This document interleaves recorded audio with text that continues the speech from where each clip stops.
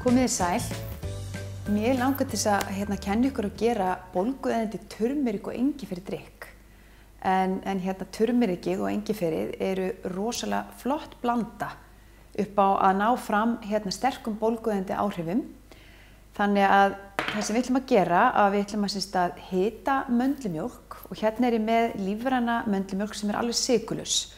Þannig að við ætlum að nota möndlumjólk, 1 bolla sem við ætlum bara rétt að hita. Við ætlum ekki að sjóða möndlumjólkina, við ætlum bara að ná henni í rauninni svona svolítið vel heitri. Þannig við náum að leysa úr læðingi áhrifin af kryddunum.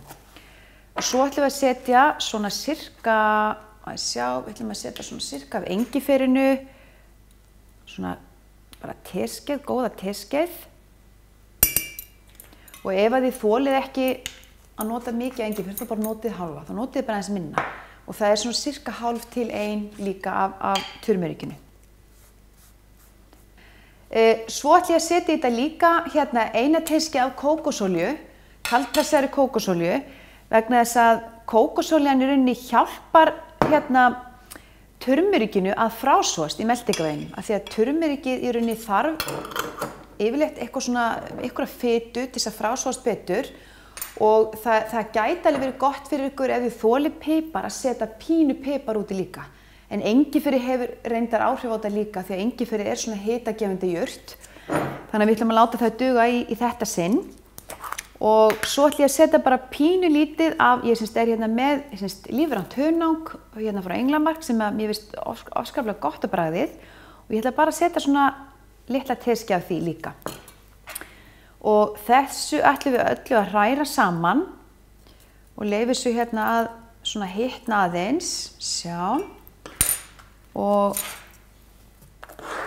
loka þessu. Og eins og ég segi, við ætlum ekki að sjóða þetta, við ætlum bara að ná suðunni hafa svona rétt upp að suðu. Og það sem að hitinn gerir hann leysir úr læðingi virknina í lækningajurtunum. Turmerikinu og engiferinu. Og það það sem við viljum ná fram. Við viljum svolítið ná fram áhrifunum meira. En það sem að turmerikið gerir fyrir ykkur, að það náttúrulega einstaklega bólgueyðandi og það líka talið fyrirbyggjandi fyrir til dæmis sykursýki 2.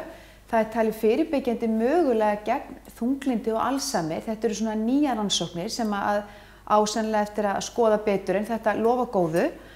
Og turmerikið líka notað til að lækka blóðfitu, svo kólesteról og þríglýseríð og það líka mjög gott fyrir lifrina.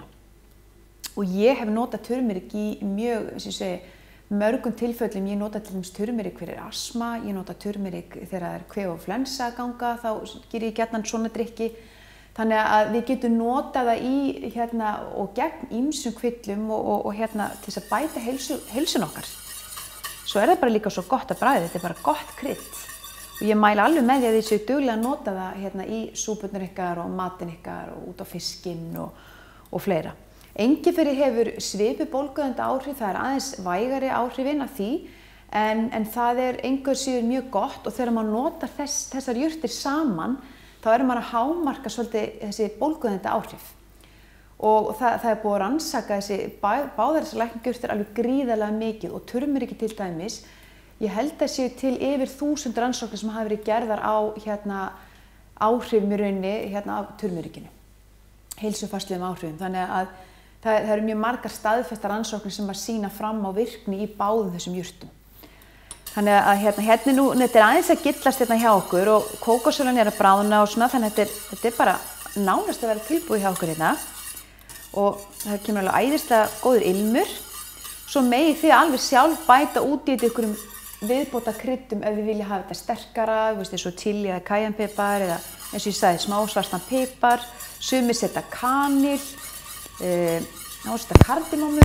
Mér finnst rosalega gott líka bara að hafa þetta einfalt. Hafa bara þessar 2 og stundum þá maður ekkert að flækja þetta. Þannig að núna þetta bara tilbúið. Hérna þessi þetta svona hinn gyllta mjólk. Og ég kalli þetta bara gjarnan svona, þetta bara bólgueyðandi turmerik og engifer mjólk, öllu heldur.